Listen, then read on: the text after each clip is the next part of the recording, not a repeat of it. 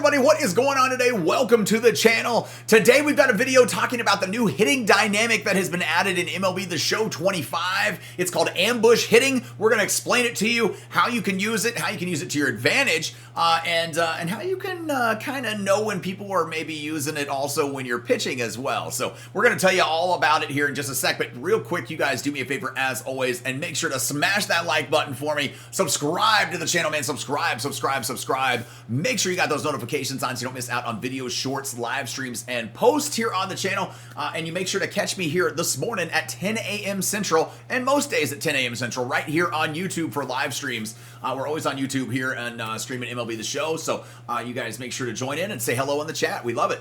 All right, let's talk about the new dynamic of ambush hitting. All right, so first of all, what is ambush hitting, all right? And how can we put it into real life hitting terms? Because that's what I like to do when we do hitting tips videos in the past. So ambush hitting is really, in essence, where a hitter is sitting in the plate as far as what you're looking for from the pitcher to throw. Are you looking for him to throw an outside pitch or an inside pitch? With ambush hitting, you don't have to really look up or down in the zone so much. It's really just going to be broke into two separate quadrants. It's going to be your left quadrant and your right quadrant, or your inside and your outside part of the plate. All right. And you can see the little picture that we've got right here in the center of the screen. It shows, and I'm going to go in and we'll hop in some custom practice and show it to you here in just a minute. But this little picture that's actually in here, I just wanted to leave this up because we can talk about it and explain exactly what it is while this is on the screen here. But so what you do is you select with the right joystick before the pitch is thrown. I believe you can do it still while they're in the windup as well, but the right joystick, and you're just going to tap it to the right or tap it to the left. That's it. The right joystick on your controller, tap it to the right, tap it to the left. So pretty simple. And if you want to cancel it out, like you made the wrong decision, let's say, oh shit, I didn't want to do an outside pitch. You want to cancel it out, just tap the joystick in and it cancels it and resets it for you. And it says right there on the screen, reset is actually pushing the joystick in. So, and yeah, you're trying to determine and judge whether you think the pitcher is about to throw you an inside pitch or an outside pitch. Ways that you'll be able to use it to your advantage when you're actually hitting is paying attention to patterns. All right. A lot of people that you play online, and even the CPU when you're playing offline, but a lot of people when you're playing off or online will start to fall into similar pitch patterns by about the halfway point of the game, where you're going, man, with two strikes, this guy always throws this pitch inside and tries to jam me with a cutter. So, you know, you start to follow their patterns. Well, that's perfect for ambush, because if you know he's going to throw you inside, then you're going to go ahead and put that ambush towards the inside part of the plate. It's going to make your PCI a little bit larger when you go to make contact with it. And that is the thing. That's what it actually does. So when you guess correctly, it will make your PCI and your contact region a little larger to be able to get better wood on the ball, right? Better hit. And so if you guess incorrectly and you swing at it anyway in the incorrect section of the plate, then it'll actually make your PCI a little bit smaller. It'll make it harder for you to make good contact. So I wouldn't recommend using it on every pitch. It's not something that I would myself be using on every pitch. I have been a little bit using it excessively while we've been getting into the game and practicing right now, because I'm just kind of getting used to it. But the best places to use it are going to be when you're ahead in the count, right? When you're when the count's like 1-0, 2-0, 3-0, 3-1. Even on a first pitch, sometimes you can just sit on a first pitch and look in one particular spot of the plate. If they don't throw it there, just don't swing. And I think it'll help you work on your plate discipline quite a bit too. So we're going to load into some custom practice real quick though, and I'm going to show you guys how it works, and we'll actually use it right quick here as well, okay? All right, you guys, so here we are inside of a little bit of custom practice. I've got Corey Seager facing Garrett Cole on the mound. Sorry if this is painful for Yankees fans. I know he's down with the Tommy John surgery. I didn't do it for that purpose. It was just the first pitcher it threw in here against me. But so here we are. So we're up here right now. I'm holding down the right trigger so we can hold up the pitch selection and not make him just constantly throw pitches at us at the moment.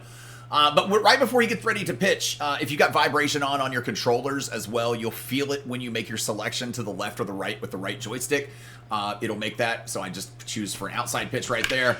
And then you're going to look and try to hit if that pitch is in that particular spot on of the plate. If he throws inside, I don't want to swing. I'm a little bit late. I'm going to be late on everything because we're trying to talk and record this at the same time. But that doesn't really matter what our hits look like right now. We're showing you the dynamic of how this works. So, right, I guessed inside for that one. He threw it outside. We don't want to swing, right? So let's guess outside because that's where he threw that last one. He throws it out there. Nope, he threw it inside, so we didn't want to swing because it would have made the PCI a little bit smaller. If you actually are using, you guys might not be able to see my PCI very well because there was a good hit right there on an inside pitch. We guessed correctly. If you're using a different PCI other than the bat, you will be able to see when you guess inside before the pitch is thrown. If you move your PCI away from it to the outside, you'll actually see it get smaller. All right, and you'll actually see it get bigger when you move it to the to your proper side that you have properly guessed also. So just kind of keep those things in mind, things that you can look at and actually visually see it for yourself. So I did mention earlier that a way you can use it when you're a pitcher. Right? When you're pitching, how can you use ambush hitting to your advantage, knowing maybe what the hitter's looking for and what they're actually thinking you're going to throw also.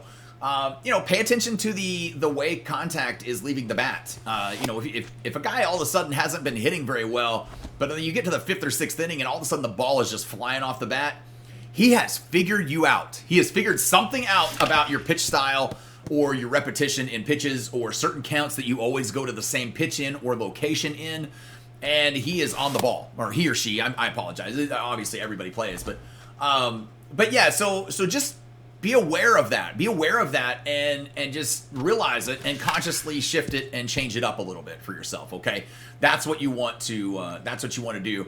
And that's how you can use it as you're a pitcher. But I think as we get more used with it throughout the year and get used to it, I think it'll. We can use it to our advantage. Like I said, you want to use it when you're I tried to swing there. You want to use it when you're ahead in the count, not behind in the count, man. If you've got an 0-1 count against yourself, if it's 0-2 against yourself, if it's 1-1, if it's 1-2, I wouldn't use it in counts like that. 3-1, 3-0, 2-0, maybe a 1-0 occasionally, and a first pitch. That's when I would use it. Those are the counts that I would use it on. Just because you're likely to get a guy to throw one and groove one for you in the zone right there when you do that. So, but that's it, man. Ambush hitting. This tacked on with the combination of that one's gone, I think, right there. With the combination of anchor with zone hitting has been great. I love that they're adding things like this to make it more realistic and feel more realistic for us. Don't fall into the trap of thinking that this is like guess pitch. It's not like guess pitch. Guess pitch is something completely different based on the quadrants, it didn't actually give you an advantage to your PCI or anything like that. It just gave you the advantage as far as knowing which actual pitch type was coming in, not the location all the time. I guess it was location because you were guessing the quadrant, but it's not the same. It's not the same thing. It doesn't feel the same. I think that you're going to really get a benefit out of this if you're using that baseball IQ and you have a high baseball IQ. So just think of it like a thinking's man game, like baseball really is.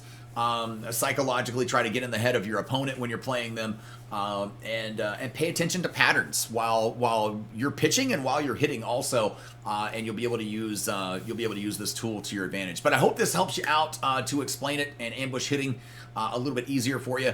Y'all do me a favor, as always, make sure to smash that like button for me. Subscribe to the channel, man. Subscribe. Make sure you got those notifications on so you don't miss out on videos, shorts, live streams, and posts. And we'll catch you right here live this morning on YouTube, right here at 10 a.m. Central. Thanks, everybody. Peace.